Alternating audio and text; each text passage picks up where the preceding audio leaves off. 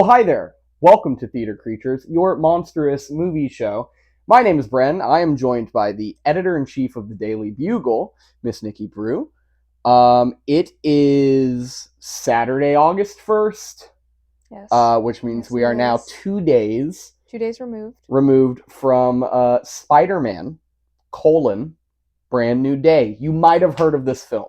Maybe it's almost like it's the biggest movie of the summer. It's almost like it. So it already broke the Thursday preview night record. Yeah, that's what I figured. It made $72 million on Thursday. Damn. On Thursday. Damn. I think they're already eyeing like a worldwide, like a $900 million opening for this fucking thing. Jesus Christ. But you know what? Of them, I think this one's worth it. Okay. Now I have become a little bit of a Marvel hater in my old age. Because everything of the post-Endgame of it all, has been either at the very, very best, all right, to pretty good, to complete and utter like depraved dog shit. Yeah, and there's no need for it. And or they don't even try. Yeah, and I didn't want to see this movie. Yes, I put my foot down that if I was going to be pissed off at one Marvel movie this year, that it was going to be Doomsday. Yeah. Because that movie looks like garbage, and it's probably going to be garbage. Yeah. And I was like, I don't need to see this Spider-Man movie. And we got the trailer before the Odyssey, and you leaned over and were like, hey, can we please? I want to see this movie. We're going to see the Spider-Man We're going to go see the Spider-Man. So we went and saw it. Yes. And surprisingly, I did not hate this movie. Yeah. I enjoyed it. I thought it was great. The further I get away from it, the more I find that I enjoyed myself. Yeah. I think overall, it's an interesting story. It's an interesting take. I think I was telling my mom that I thought this was the closest to Andrew Garfield Spider-Man, where Andrew Garfield, at least in the second of his two Spider-Man movies, is a little bit older. He's out of high school. You still get that good comedy. You get that in this one, and I really like it.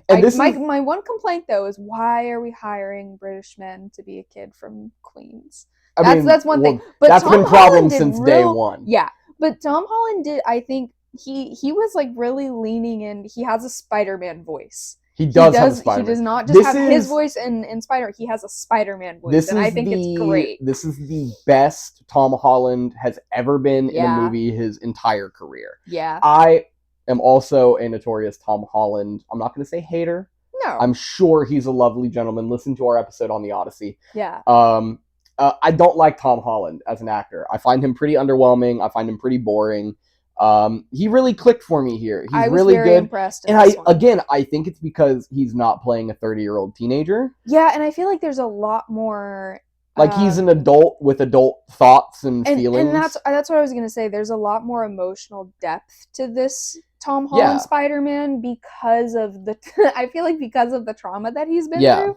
Those first few instances of Tom Holland Spider-Man are very 30-year-old teenager, are very, and even in that, what's the one with Mysterio? The one that Far we just From watched? Home. Even in that one, you can tell he's still a teenager because his main goal is MJ. Yeah. And yes, he wants to save the world, and he's also you see him struggling with that back and forth of being an adult because Tony left him these glasses and doing these different things, and he makes his mistakes.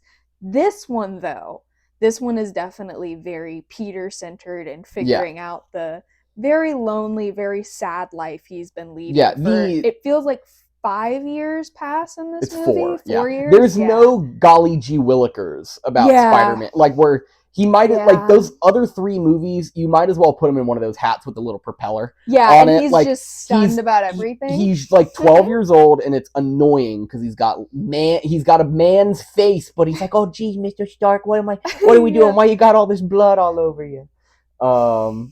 And like this is also the closest thing Marvel has ever made to a Spider-Man movie. Yeah. It took us 4 movies to get here. Yeah. But it's an actual Spider-Man movie. It felt like a Spider-Man movie. It is focused on Spider-Man. Almost a little bit too much just on Spider-Man, that we kind of lose the backup characters that are fantastic in those other 3 movies. I do think that's kind of a point. Yes, but that is not a betterment of the movie. I agree. To have possibly the best actor in the movie do basically nothing, have no reason to be in the... I'm talking about Zendaya here. Yeah. MJ is a total afterthought in this movie. Yeah. She is like...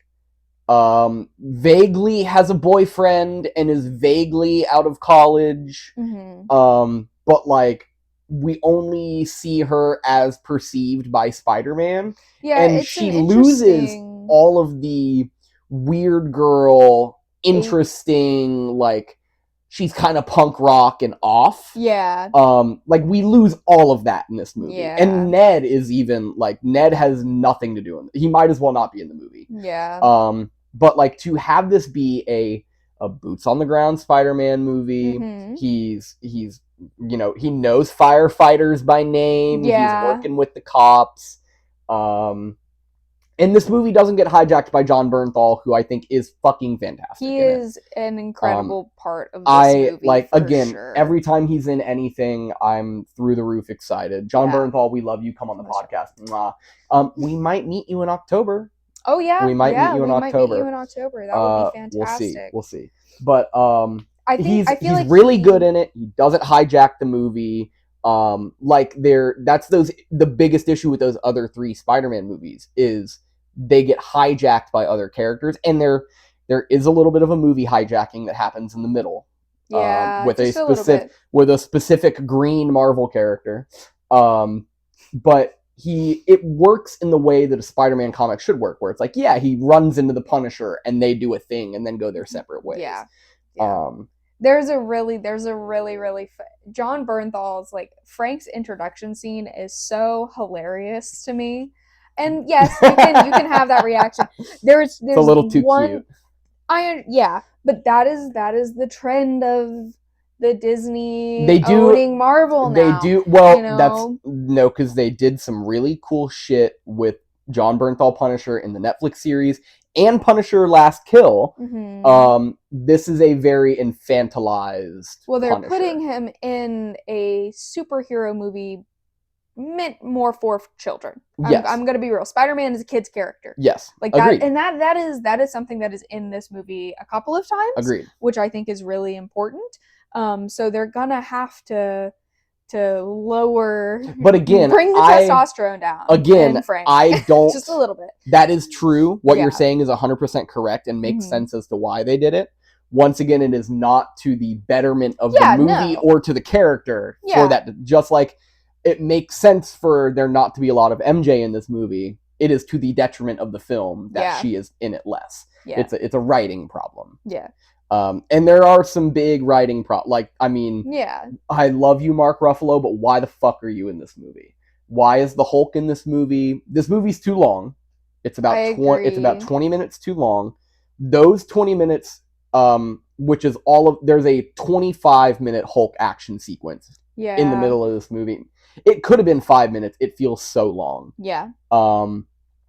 And like, if you want to have him go see Hulk, or go see Bruce, I think that's the scene to have, and then we don't need to see him anymore. Yeah, the scene that we get him in the trailer of him going to talk to Bruce is perfect. Amazing. I do Great think scene. that is a necessary scene. Yeah. That adds to the plot line later. Yeah, it shows him the inhibitor thing. Yeah. He then builds the inhibitor. Yeah. Yeah, but yeah.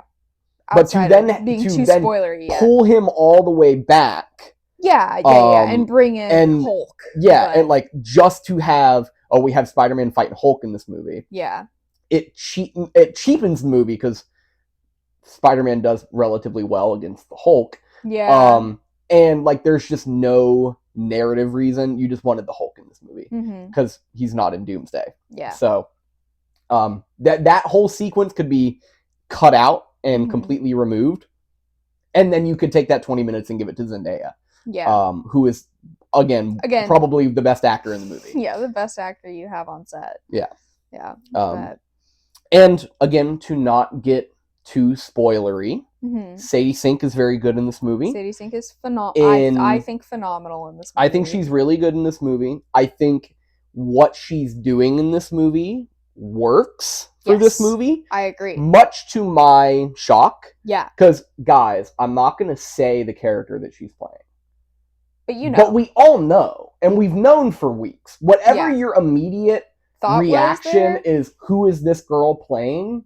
You're right. You're 100% right. It's 100% that. It's not a reveal in the movie. No. It was there it is. Yeah, cool. It was okay, we've confirmed. Got it.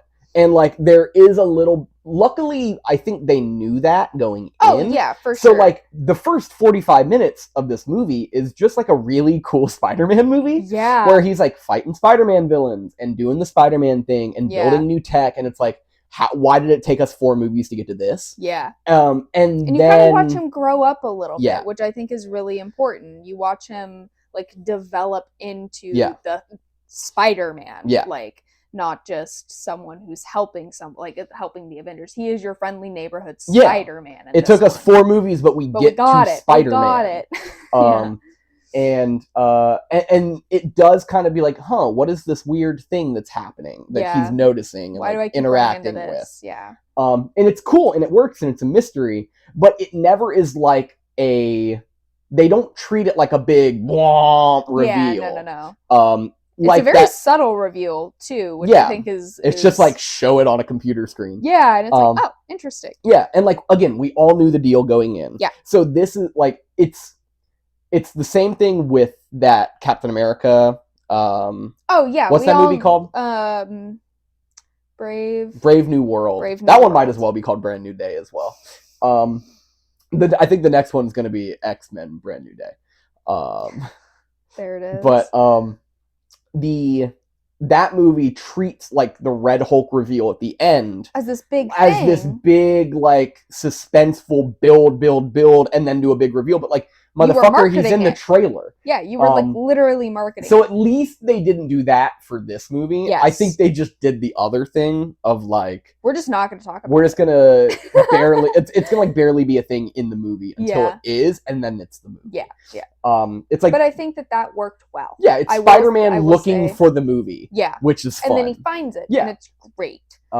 It does follow a really good heroes arc, I think. The full circle heroes arc. I'm like, this is exactly what I wanted from this. And to again go back to just sucking the dick of John Bernthal, he like operates in this movie as a perfect foil. He is a mirror to Peter in this movie to a certain extent. And there are 2 characters that are that to Peter in this movie, and I think it puts him in a very interesting middle ground of being between, because he's between Sadie Sink's character. Yeah. He's just come out of this. Yeah. And now he is on his way to Frank's character. Like, is he going to be this like sad, angry, like old man with no friends that just lives the job? And he's looking at Frank as that. Like, and they tried to do that thing in the first movie with him and Tony. Yes, and it's just like it doesn't Tony work that way. Iron Man totally ruins that movie, and I love Bob Downey Jr. I think Sam Jackson, I love you so much. Come on the podcast. But him and Maria Hill hijacked that second movie. Yeah. And then the third movie gets hijacked by 2 other Spider-Men. Yeah. Willem Dafoe, we love you. Come on the podcast. But this is like, they finally made a Spider-Man movie, and it works. And it feels good. It felt good. And again, it's like, it has all of the same problems that all of these Marvel movies have, where it's too long, there's too many characters, the exposition is kind of clunky, there's some bad, cheap-looking CGI, not too much in this one. No, I thought that the practical was really well. I like this suit. I'm gonna say I really like this Spidey suit. This Spidey That's suit interesting because I really don't like this. You don't like? No. I like how it does feel like he made it in his apartment. Yeah, and it's as good as it's. My issue is the design. I never like a Spider-Man that feels like he's wearing blue jeans, where like the whole lower half of the Spider-Man is blue. I think it draws too much attention to the Spidey cock. I didn't think that. Yeah, I didn't think that at all. Yeah, they must have him really if anything, I was like really focused on his shoulders and chest because of the tapering of the suit and the colors. I thought really like it framed him in a very nice way. Yeah. So I will say I got a little motion sick at times. Yeah. So if you have a sensitive tummy, just be aware. There's a lot of swinging. There's and a lot of interesting Spider-Man. first person swinging. So just keep that in mind, because I did have to look away from the screen a couple times. Yeah, I mean there is a scene that is basically the scene in Lebowski where they put the camera inside the bowling ball as it rolls, but it's Spider-Man. I think that this movie looks fantastic for the most part, as far as like the way that it's like, again, there's a lot of CGI gloop happening because it's a Marvel movie, and like some of the swinging effects, when they are not practical, look terrible. Look really funny. There's one where he's swinging around this building and it's like straight a cartoon. There is also a like montage at the beginning of the movie that is just them redoing like famous Spider-Man comic covers. That shit takes me out of the movie. Yeah, it did look really silly. It was funny though. But the like, I think this movie is much more dynamic to look at. Like the shots inside of the mask where you can just see his eyes. Like that's in the trailer. The ones that are like tight on him while he's swinging, like when he runs away from MJ at that one point and it's just in on him. Like it's a Tom Holland movie. Yes, in the way that these other Spider-Man movies don't feel like a Tom Holland movie. Yeah. And it feels like a Spider-Man movie, and that we're living with Spider-Man. He is in basically every scene. Yeah. And it works for the most part. I agree. I think overall, as a film, it works well. Yeah.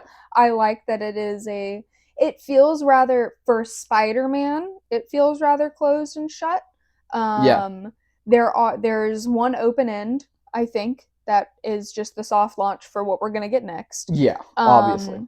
Only and much to this movie's credit, this movie does basically nothing for the next 4 movies that are coming out. And that's exactly where I was going with that. This movie doesn't feel like a backdoor pilot for 3 other movies. Yeah, it's very open and 2 Disney close. Plus series and whatever the fuck. Exactly. Like it is tight, and again with the Sadie Sink of it all. Yeah. I was really afraid that they were just gonna just pile a bunch of stuff in. But they didn't, and I think that it is a benefit to that character and where that character is going. Yeah. Because now we have the background of, got it, and then, we can reference that Spider-Man movie, but it's and again, when we see that character down the line, like this is kind of a I don't see this the same as like Kang in like Quantumania. Where it feels like, okay, he's the next big bad. Yeah, and then we never get there. And then, he's the next big bad, but I'm watching him scratch his nuts in the dugout. Like, we have to warm up these villains before they become the major villain. This character is not going to become a major villain. No. At least for a while. And I think that is the really good part of like Peter's part in that. Yeah. And that's in this, like this being a Peter movie, because you see the pipeline that character's on and find the intervention where he found the intervention. And I think it's great. It's wonderful. I don't want to, you need to see the movie. I do think that if you have any sort of affection for Spider-Man or for the franchise or whatnot at all, even if you don't, again, I did not. I never say that I want to dislike a movie. I want to dislike Doomsday. Like, I'm just gonna go ahead and put that out there, and I'll eat my hat if it's good.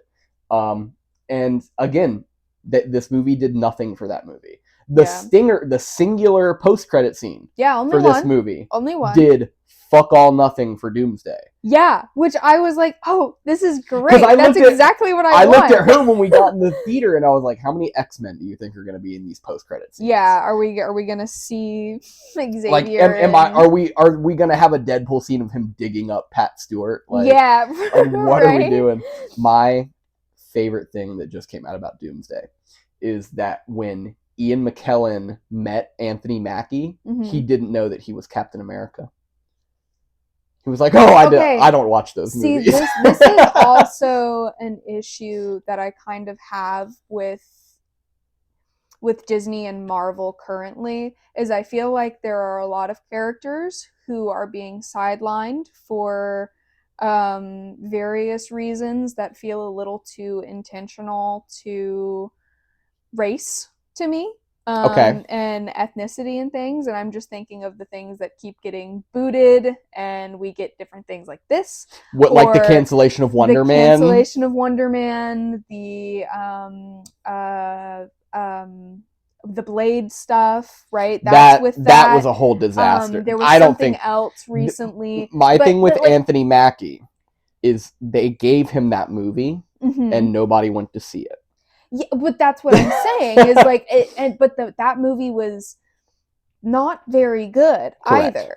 And I think that it is a detriment to those characters. Yeah, absolutely. Just like I'm kind of concerned about the like, I feel like we didn't get enough out of the last Black Panther. Yeah. For it to look like such a vital part of what we see in Doomsday, where it's like, wait, I feel like there's a lot of things missing here. To be fair to that movie made $1 billion. Yeah, but and like what's the other one? Ironheart has had like no marketing whatsoever. Well, that's all probably going to come back in either Young Avengers, or in this new Sean Levy directed, Ryan Gosling starring Ghost Rider movie that we're getting, because we get Mephisto in that Ironheart show, and that's a big Ghost Rider villain. Yeah. But I don't know. Maybe that's just an observation of mine, Marvel. We gotta stop hiring Sean Levy for shit, bro. We have to stop hiring Sean Levy. Sean Levy, if you're out there, brother, I am sure that the money is fantastic. And that's the only reason you're doing it, because you're the biggest hack in Hollywood. I'm sure you're a great dude. Maybe not. Who cares? You gotta retire. Like, we gotta go make more Ben Stiller movies. There it is. Go make more Night at the Museum movies. Yeah. Because guess what? Sean Levy is not getting me to the theater for this new Star Wars movie. Mm-hmm. Even though it's got Ryan Gosling in it, he's like, why are we casting the handsomest man to ever live as a character who theoretically for 70% of the movie should have a flaming skull head? Yeah. What are we doing here? Flaming skeleton. It leads me to believe that there's not going to be a lot of Ghost Rider in my Ghost Rider movie. Yeah. And that's a huge problem. Yeah. But like, I don't know, if they made a Mahershala Ali Blade movie, which they officially have canceled. Yeah. How the fuck do you drop the ball on that? Just make a Blade. Mahershala Ali, give him some sunglasses, give him a sword, let him kill vampires for close to 2 hours. Yeah. And that's all you have to do. Yeah, like, stop overthinking this shit. Like, people that movie would have made money. Oh yeah, like, for sure. It's not a, like, I don't think you can, like, it's fair to say, like, our characters of color are less important to us. Mm-hmm. I think it's our characters that make money are more important to us. Yeah, but I feel like those things aren't mutually exclusive. They're not. To a degree. No, because again, that Black Panther, both Black Panther movies made $1 billion. Yeah. I mean, the Marvels movie didn't make a ton of money. Shang-Chi did pretty well. Rambo's another character that you can talk about as well, you know. But... Well, she's hanging out with Kelsey Grammer. Fucking God damn it, dude. Fuck this Doomsday movie. So stay tuned for that. Yeah. We'll talk about Doomsday probably after we talk about Dune 3. Because I'm telling you right now, we're seeing Dune 3 before we see Doomsday. I agree. Yeah, so you can follow us on all of our things. Subscribe to this here channel that when you get these off-the-cuff, random, pretty much unedited reviews that we do, you can watch them and see how you feel about. I don't Tell us what you think. Yeah, let us know. Did you like Brand New Day? Of course you did. You're an American, probably. Hey, our analytics say so. Yeah. Shout out to you guys watching from Germany. Yeah. But you can follow us on Instagram at theater_creatures. There will be links and stuff down below. We've got tons of reels that we're putting up for Yeah. there, showing off some physical media. Showing off our collections. Because and isn't it things. fantastic to own your movies forever? It's wonderful. Eat shit, Jeff Bezos. Next week, we will hopefully be going to see Teenage Sex and Death at Camp Miasma. Yeah. Although, as of right now, there are like no showings for that movie within like a 1,000-mile radius of us. So I don't know if they're doing like a limited release, see how it does, and then platform it. I hope not, because I want to see that movie 2 weeks ago. Yeah. But other stuff in August, you will definitely have an End of Oak Street review coming for us. Absolutely. Anne Hathaway, we love you so much. Come on the podcast or not. Ewan McGregor as well. And then Insidious. We'll talk about Insidious. Yes. Maybe do a little review of all of, or a little talk of all of them. We should do. Let me pitch this to you. Long format on our Spotify, which we're still getting up and running. Bear with us on the Spotify situation. We should do a ranking of all of them, movies? And then also have that include our review of Beyond the Further, Out of the Further, or whatever the fuck that movie's called. Yeah, sounds great to me. Tell us what you think. That comes out in like 3 weeks. That would probably be fun. That would be. I'd have a good time. Because I would love to do that with like Halloween and Friday the 13th. Yeah. Star Trek. Yeah. The Insidious movie, I'm still a little on edge to see because I haven't seen any of the other ones, but I got a notification that one of the actors that I'm in love with is like the guy, like the demon in this new one, and I was like, oh man, now I gotta see this movie. Yeah. Unfortunately, the man that I love is not gonna be in the only man that I love is not gonna be in this movie. That being Patrick Wilson. Patrick Wilson. I love you so much. Go on the podcast. So until then, have a great day. Drink your water and pass out love. Why the fuck not?